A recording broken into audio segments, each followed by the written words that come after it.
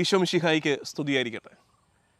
ജനുവരി 3 ബുധൻ വിശുദ്ധ കുർബാന മധ്യേ നമ്മൾ വായിക്കുന്ന സുവിശേഷ ഭാഗം വിശുദ്ധ ലൂക്കായുടെ സുവിശേഷം 11 അധ്യായം 27 മുതൽ 32 വരെയുള്ള വാക്യങ്ങളാണ്. ലൂക്ക 11 27 മുതൽ 32 വരെയുള്ള വാക്യങ്ങൾ. ഇന്ന് നമ്മൾ തിരുനാൾ ആഘോഷിക്കുകയാണ്. നമ്മുടെ ദേശത്തിൻ്റെ ആദ്യത്തെ വിശുദ്ധനായ വിശുദ്ധ ചാവറയച്ചൻ്റെ തിരുനാൾ ദിനമാണ്. എല്ലാവർക്കും തിരുനാളിൻ്റെ ആശംസകൾ സ്നേഹപൂർവ്വം നേരുകയാണ്. ചാവറയച്ചനെ പ്രത്യേകം ഓർത്ത് കർത്താവിന് നന്ദി പറയുകയും ചാവറയച്ചൻ്റെ മാധ്യസ്ഥ്യം തേടി പ്രാർത്ഥിക്കുകയും ചെയ്യണമെന്ന് ഓർമ്മിപ്പിക്കട്ടെ. ശരിക്കും നമ്മുടെ ദേശത്ത് വലിയ മാറ്റങ്ങൾ കൊണ്ടുവന്ന് വലിയ സാംസ്കാരിക വളർച്ചയ്ക്ക് കാരണക്കാരനായ വിശുദ്ധനാണല്ലോ വിശുദ്ധ ചാവറയച്ചൻ. ഈ അടുത്ത നാളുകളിലൊക്കെ കേരളത്തെ ഇങ്ങനെ മാർക്കറ്റ് ചെയ്യുന്ന പല ഇവൻറ്റ്സ് നടക്കുന്നുണ്ടല്ലോ. കേരളമെന്ന ഈ സംസ്ഥാനത്തെ മാർക്കറ്റ് ചെയ്യുന്ന പ്രോഗ്രാംസ്, അതിനകത്തൊക്കെ പലരും മെൻഷൻ ചെയ്ത 2 കാര്യങ്ങൾ. കേരളത്തിൻ്റെ ഐഡൻറ്റിറ്റി ആയിട്ട്, കേരളത്തിൻ്റെ അനന്യത, യുണീക്ക്നെസ് ആയിട്ട്, എന്ന് വെച്ചാൽ മറ്റ് സംസ്ഥാനങ്ങളെ വെച്ച് നോക്കുമ്പോൾ കേരളത്തിൻ്റെ മെച്ചപ്പാടായിട്ട് പറയുന്ന 2 കാര്യങ്ങൾ. ഒന്ന് ആരോഗ്യ മേഖലയും 2 വിദ്യാഭ്യാസ മേഖലയുമാണ്. നല്ല കാര്യം, ശരിയാണത്. കേരളത്തിൻ്റെ പ്രത്യേകത, അത് നമ്മൾ നോർത്ത് ഇന്ത്യയിലോട്ടൊക്കെ കൂടുതൽ യാത്ര ചെയ്യുമ്പോൾ നമുക്ക് മനസ്സിലാകും. ആരോഗ്യ മേഖലയും വിദ്യാഭ്യാസ മേഖലയും കേരളത്തിൽ, പ്രത്യേകിച്ച് പ്രാഥമിക ഉന്നത വിദ്യാഭ്യാസത്തിൻ്റെ കാര്യത്തിൽ നമ്മൾ ഇപ്പോഴും ഇനിയും വളരാനുണ്ട്. പക്ഷേ പ്രാഥമിക വിദ്യാഭ്യാസത്തിൻ്റെ കാര്യത്തിലൊക്കെ കേരളം ഒരുപാട് മുന്നിലാണ്. അപ്പോൾ നമ്മൾ ഓർക്കേണ്ടത്, ഇത് നിങ്ങളോടായിട്ട് ഞാൻ പറയുന്നതാണ്, ബ്ലസ്സിൻ്റെ കേൾവിക്കാരോട് നിങ്ങൾക്ക് മനസ്സിലാക്കാൻ വേണ്ടിയിട്ട് ഞാൻ പറയുന്നതാണ്. ഈ 2 മേഖലയിൽ മെച്ചപ്പാടുണ്ടെന്ന് പറയുമ്പോൾ അവിടെ പ്രധാനപ്പെട്ട കോൺട്രിബ്യൂഷൻസ് കൊടുത്തത് ആരാണ്? ക്രിസ്തീയ സമൂഹമല്ലേ, ക്രൈസ്തവ സമൂഹമല്ലേ. സഭാ വ്യത്യാസങ്ങൾക്ക് അതീതമായിട്ട് ഏത് സഭ എന്ത് ചെയ്തു അങ്ങനൊന്നും ഇതിനകത്ത് വിഭജനം വേണ്ട. ക്രിസ്തീയ വിശ്വാസമുള്ളവർ ഒരുമിച്ച് ശുശ്രൂഷകൾ വലുതല്ലേ ഈ 2 മേഖലയിലും.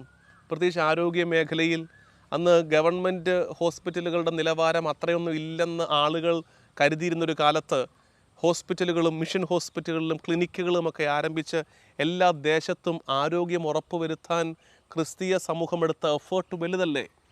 അല്ലെങ്കിൽ തന്നെ കുറച്ചു കാലം മുമ്പ് വരെ നമ്മുടെയൊക്കെ നാട്ടിലെ പ്രധാനപ്പെട്ട ഹോസ്പിറ്റലുകളൊക്കെ ക്രിസ്ത്യൻ ഹോസ്പിറ്റലുകളല്ലായിരുന്നു. പിന്നീടല്ലേ അതൊരു ബിസിനസ്സായിട്ട് മാറിയത്. വിദ്യാഭ്യാസ മേഖലയും അതുപോലെ തന്നെയല്ലേ.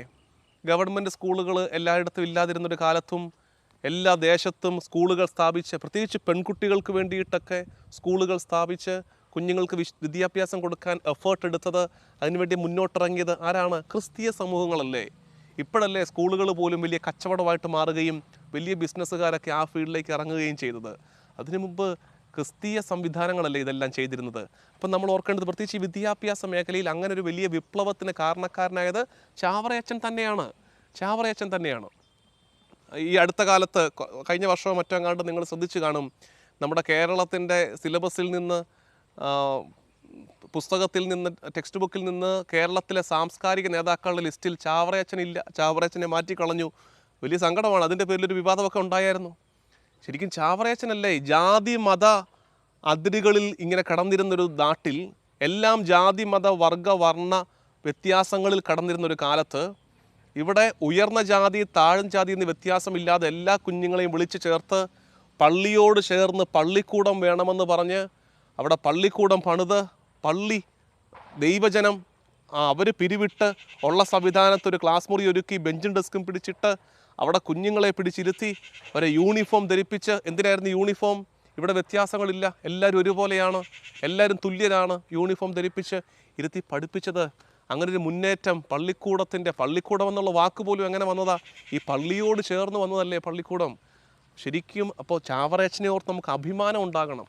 കുട്ടനാട്ടിലെ കൈനകരി എന്ന ഒരു സാധാരണ ഗ്രാമത്തിൽ നിന്ന്, ആ ദേശത്തിൻ്റെ എല്ലാ പരിമിതികളിൽ നിന്ന് അവിടെ പിറന്ന് വളർന്നു വന്ന് ഇന്ന് കേരളം അഭിമാനിക്കുന്ന രീതിയിലുള്ളൊരു വിദ്യാഭ്യാസ സംസ്കാരത്തിൻ്റെ കാരണക്കാരൻ തന്നെ ചാവറയച്ചനല്ലേ. അപ്പോൾ നമുക്ക് ഇന്ന് ഈ വിശുദ്ധൻ്റെ തിരുനാൾ ആഘോഷിക്കുമ്പോൾ നമ്മളെങ്കിലും, ഇതാരോടും വേറെ ആരെയും മോശക്കാരാക്കാനോ നമ്മളെന്തോ വലിയ മേന്മയുള്ളവരാണെന്ന് പറയാനൊന്നുമല്ല. ചാവറയച്ചൻ തുടങ്ങി വെച്ച ഒരു നന്മയെ ഒന്ന് ഓർക്കുകയും ചെയ്യണ്ടേ. അങ്ങനെ ഓർക്കുന്നത് വേറെ ആരെയും ചെറുതാക്കാനല്ല, നമുക്കെങ്കിലും വേറെ ആരും മനസ്സിലാക്കിയില്ലെങ്കിലും നമ്മളെങ്കിലും ഒന്ന് അറിഞ്ഞിരിക്കണ്ടേ ചാവറയച്ചൻ ചെയ്ത കോൺട്രിബ്യൂഷൻസ്, അതിൻ്റെ പിന്നാലെ സഭ നടന്ന ഒരു വഴി, അത് നമ്മൾ അറിഞ്ഞിരിക്കേണ്ടതെന്ന് ഓർത്ത് പറഞ്ഞതാണ്. നമുക്കിന്ന് ചാവറയച്ചൻ്റെ മാധ്യസ്ഥ്യം തേടാം. എന്ത് പറഞ്ഞാണ്? വിദ്യാഭ്യാസ മേഖലയിൽ ഇനിയും വളർച്ചയുണ്ടാകുവാൻ, വിദ്യാഭ്യാസത്തോടൊത്ത് മൂല്യങ്ങളിൽ വളർച്ചയുണ്ടാകുവാൻ ഒക്കെ നമുക്ക് പ്രത്യേകം ഇന്ന് ഈ വിശുദ്ധൻ്റെ മാധ്യസ്ഥ്യം തേടി നമ്മുടെ കുഞ്ഞുങ്ങളെ പ്രത്യേകം ചാവറയച്ചന്, കാരണം ചാവറയച്ചൻ്റെ പഠിപ്പീരുകളിലൊക്കെ കുഞ്ഞുങ്ങളും കുടുംബവും പ്രധാനപ്പെട്ട വിഷയമാണ്. ചാവരുകളൊക്കെ നിങ്ങൾ ഇടയ്ക്ക് വായിക്കുകയോ കേൾക്കുകയോ ചെയ്തിട്ടുണ്ടായി. ചാവരുൾ എന്ന പേരിൽ ചാവറയച്ചൻ്റെ സംസാരങ്ങളുണ്ട്. അതിനകത്തൊക്കെ കുഞ്ഞുങ്ങളുടെ പരിശീലനം, കുടുംബത്തിൻ്റെ വിശുദ്ധി പ്രധാനപ്പെട്ട ആശയങ്ങളാണ്. കുഞ്ഞുങ്ങളെയും കുടുംബങ്ങളെയും ചാവറയച്ചൻ്റെ മാധ്യസ്ഥ്യത്തിന് സമർപ്പിച്ച് ഈ തിരുനാൾ നമുക്ക് ആഘോഷിക്കാം. ഇനി ഇന്നത്തെ വായന ലൂക്കാ സുവിശേഷം 11-ാം അധ്യായം 27 മുതൽ 32 വരെ. അത് തിരുനാളിൻ്റെ ഭാഗമായ വായനയല്ല, ദിവസത്തിൻ്റെ വായനയാണ്. അവിടെ ഈശോ ഇങ്ങനെ പഠിപ്പിച്ചുകൊണ്ടിരിക്കുകയാണ്. ഈശോയുടെ ആ ഒരു കരിസ്മ കണ്ടിട്ട് സ്വാഭാവികമായിട്ട് ജനക്കൂട്ടത്തിൽ നിന്ന് ഒരു സ്ത്രീ പറയുകയാണ്, നിന്നെ വഹിച്ച ഉദരവും നിന്നെ പാലൂട്ടിയ മുലകളും ഭാഗ്യപ്പെട്ടവ. അവൾ എക്സൈറ്റഡ് ആയിട്ട്, സൂപ്പർ എക്സൈറ്റഡ് ആയിട്ട് പറഞ്ഞു പോയതാണ്. അത് നമുക്ക് മനസ്സിലാക്കാൻ പറ്റും. നമുക്കങ്ങനെ തോന്നില്ല, ഷോ ഈ ഈ ഈ അച്ഛനെ അല്ലെങ്കിൽ ഈ ആളെ ഒക്കെ വളർത്തിയ മാതാപിതാക്കൾ അല്ലെങ്കിൽ അവരെ പ്രസവിച്ച അമ്മ ഭാഗ്യപ്പെട്ട അമ്മ, നമ്മൾ സാധാരണ പറഞ്ഞു പോകാറുള്ളതല്ലേ. അതുപോലെ ഈശോയെക്കുറിച്ച് പറഞ്ഞതാണ്. അപ്പോൾ ഈശോ പറയുകയാണ്, ആ ഭാഗ്യപ്പെട്ടത് പറഞ്ഞുകൊണ്ടിരുന്നാൽ പോരാ, ഈശോ തിരുത്തൽ കൊടുക്കുകയാണ്. നല്ല കാര്യം, എൻ്റെ അമ്മ ഭാഗ്യപ്പെട്ടവൾ തന്നെയാണ്, പക്ഷെ അതും പറഞ്ഞുകൊണ്ടിരുന്നാൽ പോരാ. നിങ്ങൾ ദൈവവചനം പാലിച്ച് ജീവിക്കുന്നവർ ഒക്കെ ഭാഗ്യപ്പെട്ടവരാണ്. എല്ലാവർക്കും അവസരം കൊടുക്കുകയാണ്. മുമ്പ് ഇതേ ശൈലി ഈശോ സ്വീകരിച്ചിട്ടുണ്ട്. ആരാണ് എൻ്റെ അമ്മയും സഹോദരരും? കർത്താവിൻ്റെ വചനം കേട്ട് അതനുസരിച്ച് ജീവിക്കുന്നവരൊക്കെ എൻ്റെ അമ്മയും സഹോദരരുമാണ്. എന്ന് വെച്ചാൽ എന്താ, എല്ലാവർക്കും, തന്നിൽ വിശ്വസിക്കുന്ന എല്ലാവർക്കും ദൈവമക്കളാകുവാൻ അവൻ അവകാശം നൽകിയിരിക്കുന്നു. തന്നിൽ വിശ്വസിക്കുന്ന എല്ലാവർക്കും ദൈവമക്കളാകുവാൻ അവൻ അവകാശം നൽകുന്നതാണ്. അപ്പം നമുക്കുള്ള ക്ഷണമാണ്. നമ്മളുമൊക്കെ ഭാഗ്യപ്പെട്ടവരാകും എപ്പോൾ കർത്താവിൻ്റെ വചനം പാലിച്ച് അവനോട് ചേർന്ന് ജീവിക്കുമ്പോൾ നമുക്കും ആ ഭാഗ്യത്തിൻ്റെ, ആ ദൈവാനുഗ്രഹത്തിൻ്റെ അനുഭവമുണ്ടാകും. എന്നിട്ട് ഈശോ പിന്നെ പഠിപ്പിക്കുകയാണ്, യോനായുടെ അടയാളമല്ലാതെ മറ്റൊരു അടയാളവും ഇല്ല. ഈ ജനം അടയാളം അന്വേഷിക്കുന്നു. നമ്മുടെ ചേട്ടായിമാരല്ലേ, മോശം വരികയല്ലോ. അവർക്ക് വേണ്ടത് അടയാളങ്ങളും അത്ഭുതങ്ങളുമാണ്. അപ്പോൾ ഈശോ പറയുകയാണ്, അടയാളവും അത്ഭുതവും നോക്കിക്കൊണ്ടിരിക്കാതെ യോനായുടെ അടയാളമുണ്ട്. എന്താ അടയാളം? മാനസാന്തരത്തിൻ്റെ അടയാളം. മാനസാന്തരത്തിൻ്റെ, കർത്താവിങ്കിലേക്ക് അനുദപിച്ച് ചാരം പൂശി തിരിച്ചു വരുന്നതിൻ്റെ അടയാളം. ആ അടയാളമല്ലാതെ വേറെ ഒരു അടയാളമില്ല. അതുകൊണ്ട് നമ്മൾ ഓർക്കേണ്ടത്, കൺമുമ്പിൽ കാണുന്ന അടയാളങ്ങളിലും അത്ഭുതങ്ങളിലും കണ്ണുടക്കി കിടക്കരുത്. കൺമുമ്പിലല്ല, ഉള്ളിൽ, ചങ്കിനുള്ളിൽ മാനസാന്തരം നടക്കണം. നമുക്കും പ്രാർത്ഥിക്കാം. കർത്താവും ദൈവമായ ഈശോ മിശിഹായെ, നിന്നെ ഞങ്ങൾ ആരാധിക്കുന്നു. കർത്താവെ, നിൻ്റെ വചനം പാലിച്ച് നിൻ്റെ അമ്മയോട് ചേർന്ന് ഞങ്ങളും അനുഗ്രഹിക്കപ്പെട്ടവരാകട്ടെ.